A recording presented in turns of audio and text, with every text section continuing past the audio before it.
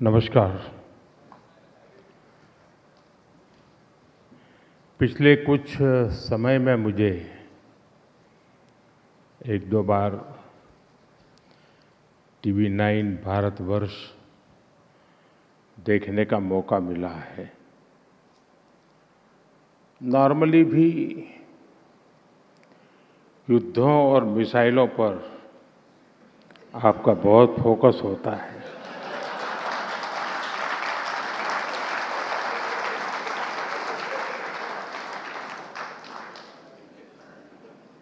और आजकल तो आपको कंटेंट की ओवरफीडिंग हो रही है। बड़े बड़े देश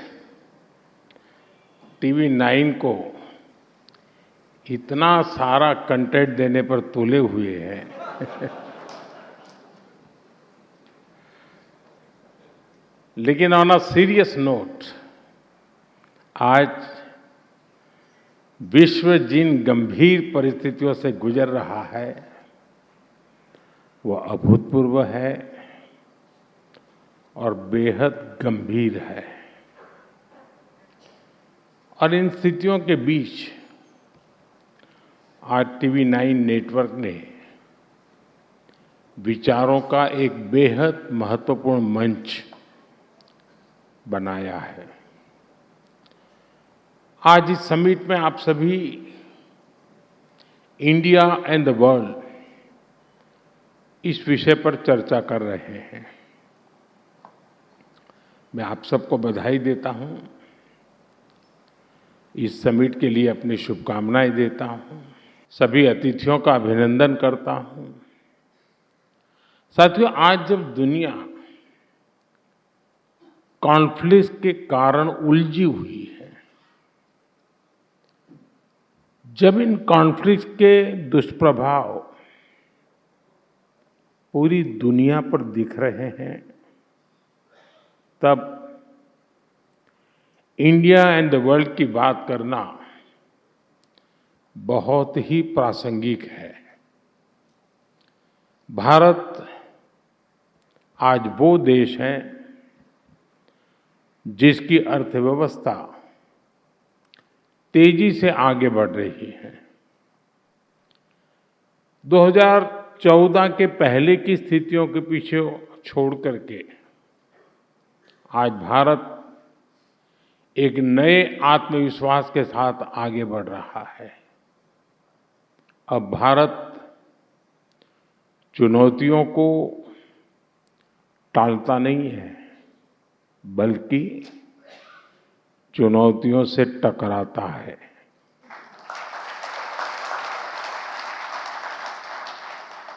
आप बीते 5-6 साल में देखिए,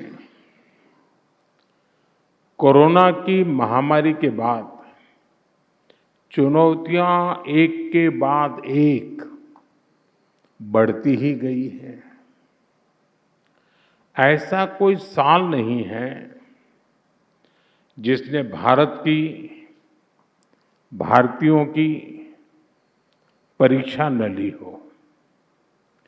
लेकिन 140 करोड़ देशवासियों के एकजुट प्रयास से भारत हर आपदा का सामना करता हुए आगे बढ़ रहा है। इस समय युद्ध की परिस्थितियों में भी भारत की नीति और रणनीति देखकर, भारत का सामर्थ्य देखकर दुनिया के अनेकों देश हैरान है। हमारे यहाँ कहावत है, सांच को आंच नहीं। 28 फरवरी से दुनिया में जो उथल-पुथल मची है, इन कठोर विपरीत परिस्थितियों में भी भारत प्रगति के, विकास के, विश्वास के संकल्प के साथ आगे बढ़ रहा है। इन 23 दिनों में भारत ने अपनी रिलेशनशिप बिल्डिंग कैपेसिटी दिखाई है, डिसीजन मेकिंग कैपेसिटी दिखाई है और क्राइसिस मैनेजमेंट कैपेसिटी दिखाई है। साथियों, आज जब दुनिया इतने सारे खेमों में बंटी हुई है, भारत ने अभूतपूर्व और अकल्पनीय ब्रिजेस बनाए हैं। गल्फ से लेकर ग्लोबल वेस्ट तक, ग्लोबल साउथ से लेकर पड़ोसी देशों तक, भारत सभी का ट्रस्टेड पार्टनर है। कुछ लोग पूछते हैं हम किसके साथ हैं, तो उनको मेरा जवाब यही है कि हम भारत के साथ हैं।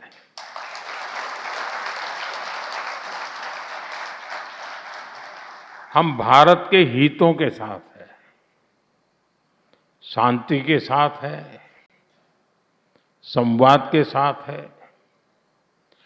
साथियों, संकट के इसी समय में जब ग्लोबल सप्लाई चेन डगमगा रही है, भारत ने डाइवर्सिफिकेशन और रेजिलियंस का मॉडल पेश किया है।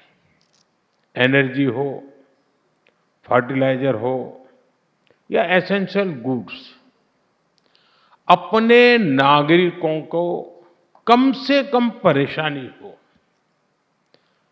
इसके लिए भारत ने निरंतर प्रयास किया है और आज भी कर रहे हैं। साथियों, जब राष्ट्र नीति ही राजनीति का मुख्य आधार हो, तब देश का भविष्य सर्वोपरि होता है। लेकिन जब राजनीति में व्यक्तिगत स्वार्थ हावी हो जाता है, तब लोग देश के फ्यूचर के बजाय अपने फ्यूचर के बारे में सोचते हैं।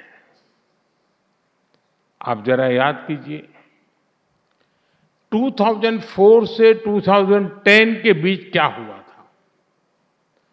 तब कांग्रेस सरकार के समय पेट्रोल, डीजल और गैस की कीमतों का संकट आया था और तब कांग्रेस ने देश की नहीं बल्कि अपनी सत्ता की चिंता की। उस वक्त कांग्रेस ने 1,48,000 करोड़ रुपए के ऑयल बॉन्ड जारी किए थे और प्रधानमंत्री मनमोहन सिंह जी ने खुद कहा था कि वो आने वाली पीढ़ी पर कर्ज का बोझ डाल रहे हैं। ये जानते हुए भी कि ऑयल बॉन्ड का फैसला गलत है, जो रिमोट कंट्रोल से सरकार चला रहे थे, उन लोगों ने अपनी सत्ता बचाने के लिए ये गलत निर्णय किया, क्योंकि जवाबदेही उस समय नहीं होनी थी। उस बॉन्ड पर रीपेमेंट 2020 के बाद होनी थी। साथियों, बीते 5-6 वर्षों में हमारी सरकार ने कांग्रेस सरकार के उस पाप को धोने का काम किया है और इस धुलाई का खर्चा कम नहीं आया है। ऐसी लॉन्ड्री कभी आपने देखी नहीं होगी। 1,48,000 1,48,000 करोड़ रुपए की जगह देश को 3 लाख करोड़ रुपए से अधिक की पेमेंट करनी पड़ी, क्योंकि इसमें ब्याज भी जुड़ गया था। यानी हमने करीब करीब 2 गुनी राशि चुकाने के लिए मजबूर हुए। आजकल कांग्रेस के जो नेता बयानों की मिसाइलें दाग रहे हैं, मिसाइल आई तो टीवी 9 को मजा आएगा।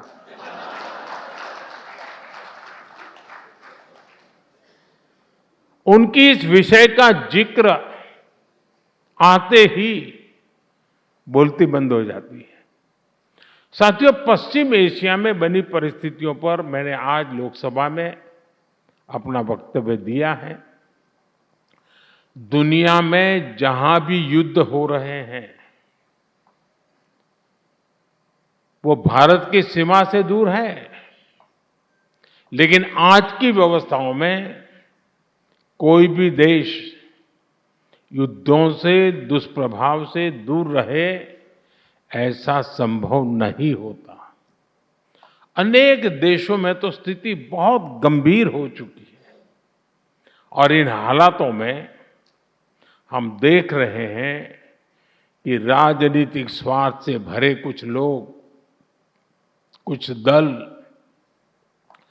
संकट के इस समय में भी अपने लिए राजनीतिक अवसर खोज रहे हैं।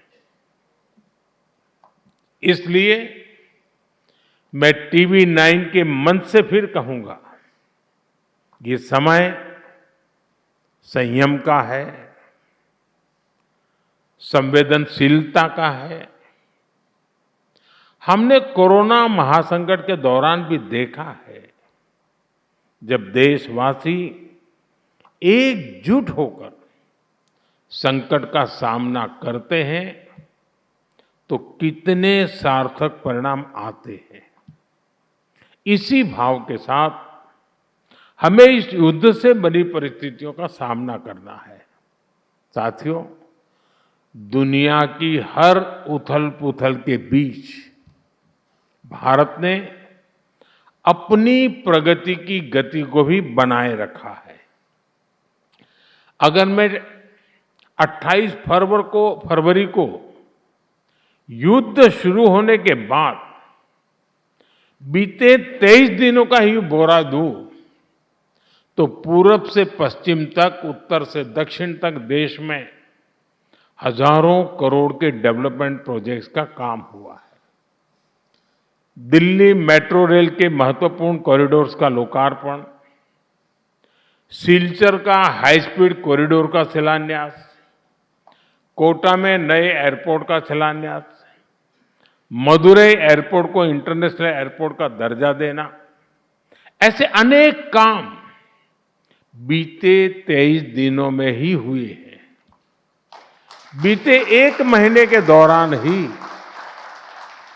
औद्योगिक विकास को गति देने के लिए भव्य स्कीम को मंजूरी दी गई है।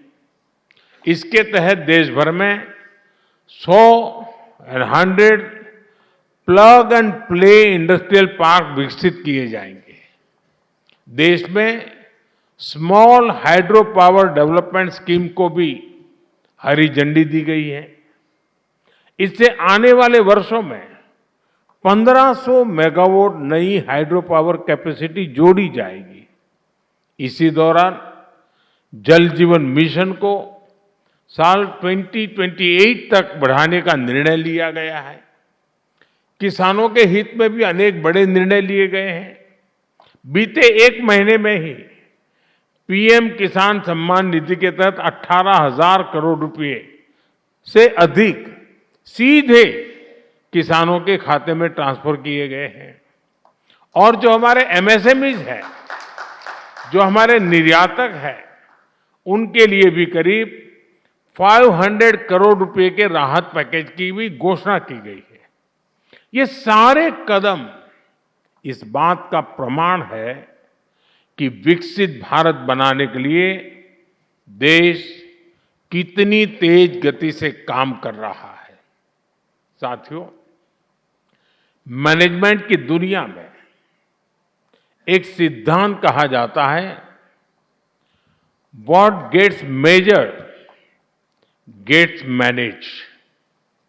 लेकिन मैं इसमें एक और बात जोड़ना चाहता हूं, what gets measured gets improved और अल्टीमेटली गेट्स ट्रांसफॉर्म्ड।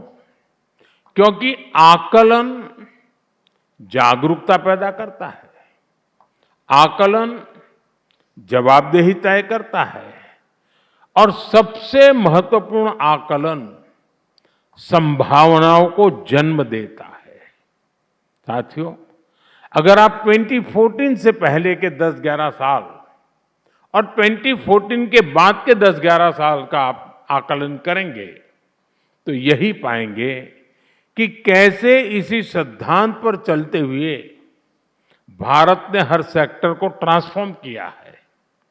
जैसे पहले हाईवे बनते थे करीब 11-12 किलोमीटर प्रतिदिन की रफ्तार से, आज भारत करीब 30 किलोमीटर प्रतिदिन की स्पीड से हाईवे बना रहा है।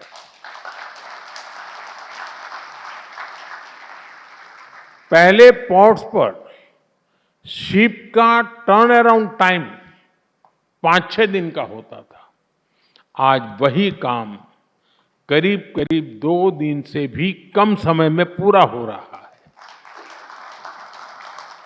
पहले स्टार्टअप कल्चर के बारे में चर्चा ही नहीं होती थी। 2014 से पहले हमारे देश में 400-500 स्टार्टअप्स ही थे। आज भारत में 2 लाख से ज्यादा रजिस्टर्ड स्टार्टअप्स हैं। पहले मेडिकल एजुकेशन में सीटें भी सीमित थी, करीब 50-55 हजार एमबीबीएस सीट थी, आज ये बढ़कर 1.25 लाख से ज्यादा हो चुकी है। पहले देश के बैंकिंग सिस्टम से भी करोड़ों लोग बाहर थे। देश में सिर्फ 25 करोड़ के आसपास ही बैंक अकाउंट थे, वहीं जनधन योजना के माध्यम से 55 करोड़ से ज्यादा बैंक अकाउंट खुले हैं। पहले हमारे देश में एयरपोर्ट्स की संख्या भी 70 से कम थी, आज एयरपोर्ट्स की संख्या भी बढ़कर 160 से ज्यादा हो चुकी है। साथियों, पहले भी योजनाएं तो बनती थी, लेकिन आज फर्क है, आज परिणाम दिखते हैं। पहले गति धीमी थी, आज भारत फास्ट ट्रैक पर है। पहले संभावनाएं भी अंधकार में थी, आज संकल्प सिद्धियों में बदल रहे हैं। इसलिए दुनिया को भी ये संदेश मिल रहा है कि ये नया भारत है। ये अपने विकास के लिए कोई कोर कसर बाकी नहीं छोड़ रहा है। साथियों, आज हमारा प्रयास है कि अतीत में विकास का जो असंतुलन पैदा हो गया था, उसको अवसरों में बदला जाए। अब जैसे हमारा पूर्वी भारत है, हमारा पूर्वी भारत संसाधनों से समृद्ध है। दशकों तक वहां जिन्होंने सरकारें चलाई हैं, उनकी उपेक्षा ने पूर्वी भारत के विकास पर ब्रेक लगा दी थी। अब हालत बदल रहे हैं। जिस असम में कभी गोलियों की आवाज सुनाई देती थी, आज वहां सेमीकंडक्टर यूनिट बन रही है। ओडिशा में सेमीकंडक्टर से लेकर पेट्रोकेमिकल्स तक अनेक नए नए सेक्टर का विकास हो रहा है। जिस बिहार में 6-7 दशक में गंगा जी पर एक बड़ा पुल बन पाया था, उस बिहार में पिछले 1 दशक में 5 से ज्यादा नए पुल बनाए गए। यूपी में कभी कट्टा मैन्युफैक्चरिंग की कहानियां कही जाती थी, आज यूपी मोबाइल फोन मैन्युफैक्चरिंग में दुनिया में अपनी पहचान बना रहा है। साथियों, पूर्वी भारत का एक और बड़ा राज्य पश्चिम बंगाल है। पश्चिम बंगाल एक समय में भारत के कल्चर, एजुकेशन, इंडस्ट्री और ट्रेड का हब होता था। बीते 11 वर्षों में केंद्र सरकार ने पश्चिम बंगाल के विकास के लिए बड़ी मात्रा में निवेश किया है, लेकिन दुर्भाग्य से आज वहां एक ऐसी निर्मम सरकार है जो विकास पर ब्रेक लगाकर बैठी है। टीवी 9 बांग्ला के जो दर्शक हैं वो जानते हैं कि बंगाल में आयुष्मान योजना पर निर्मम सरकार ने ब्रेक लगाया हुआ है। पीएम सूर्यघर मुफ्त बिजली योजना पर ब्रेक लगाया हुआ है। पीएम आवास योजना पर ब्रेक लगाया हुआ है। चाय बागान श्रमिकों के लिए शुरू हुई योजना के लिए ब्रेक लगाया हुआ है। यानी विकास और जनकल्याण से ज्यादा प्राथमिकता निर्मम सरकार अपने राजनीतिक स्वार्थ को दे रही है। साथियों, देश में इस तरह की राजनीति की शुरुआत जिस दल ने की है वो अपने गुनाहों से बच नहीं सकती और वो पार्टी है कांग्रेस। कांग्रेस पार्टी की राजनीति का एक ही लक्ष्य रहा है, किसी भी तरह विकास का विरोध। और कांग्रेस ये तब से कर रही है जब मैं गुजरात में था। गुजरात में वर्षों तक जनता ने हमें आशीर्वाद दिया तो कांग्रेस ने उस जनादेश को स्वीकार नहीं किया। उन्होंने गुजरात की छवि पर सवाल उठाए, उसकी प्रगति को कटघरे में खड़ा किया और जब यही विश्वास पूरे देश में दिखाई दिया तो कांग्रेस का विरोध भी रीजनल से नेशनल हो गया। साथियों, जब राजनीति में विरोध विकास के विरोध में बदल जाए, जब आलोचना देश की उपलब्धियों पर सवाल उठाने लगे, तब यह सिर्फ सरकार का विरोध नहीं रह जाता, यह देश की प्रगति से असहज होने की मानसिकता बन जाती है। आज कांग्रेस इसी मानसिकता की गुलाम बन चुकी है। आज स्थिति यह है कि देश की हर सफलता पर प्रश्न उठाया जाता है, हर उपलब्धि में कमी खोजी जाती है और हर प्रयास के असफल होने की कामना की जाती है। कोविड के समय देश ने अपनी वैक्सीन बनाई तो कांग्रेस ने उस पर भी संदेह जताया। मेक इन इंडिया की बात हुई तो कहा गया कि यह सफल नहीं होगा। बब्बर शेख कर इसका मजाक उड़ाया गया। जब देश में डिजिटल इंडिया अभियान शुरू हुआ तो उसका मजाक उड़ाया गया। लेकिन हर बार यह कांग्रेस का दुर्भाग्य और देश का सौभाग्य रहा कि भारत ने हर चुनौती को सफलता में बदला। आज भारत दुनिया की सबसे बड़ी वैक्सीनेशन ड्राइव का उदाहरण है। भारत डिजिटल पेमेंट्स में दुनिया का अग्रणी देश है। भारत मैन्युफैक्चरिंग और स्टार्टअप में नई ऊंचाइयों को छू रहा है। साथियों, लोकतंत्र में विरोध जरूरी होता है, लेकिन विरोध और विद्वेष के बीच एक रेखा होती है। सरकार का विरोध करना लोकतांत्रिक अधिकार है, लेकिन देश को बदनाम करना यह कांग्रेस की नीयत पर सवाल खड़ा करता है। जब विरोध इस स्तर तक पहुंच जाए कि देश की उपलब्धियां भी असहज करने लगे तो यह राजनीति नहीं है, यह दृष्टिकोण की समस्या है। अभी हमने ग्लोबल एआई समिट में भी देखा है, जब पूरी दुनिया भारत में जुटी हुई थी तो कांग्रेस के लोग कपड़े फाड़ने वहां पहुंच गए। इन लोगों को देश की इज्जत की कितनी परवाह है ये इसी से पता चलता है। इसलिए आज आवश्यकता है कि देश हित को दल हित से ऊपर रखा जाए, क्योंकि अंत में राजनीति से ऊपर राष्ट्र होता है, राष्ट्र का विकास होता है। साथियों, आज का ये दिन भी हमें यही प्रेरणा देता है। आज के ही दिन शहीद भगत सिंह, शहीद राजगुरु और शहीद सुखदेव ने देश के लिए सर्वोच्च बलिदान दिया था।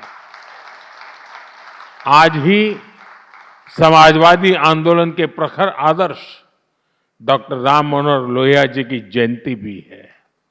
ये वो प्रेरणाएं हैं जिन्होंने देश को हमेशा स्व से ऊपर रखा है।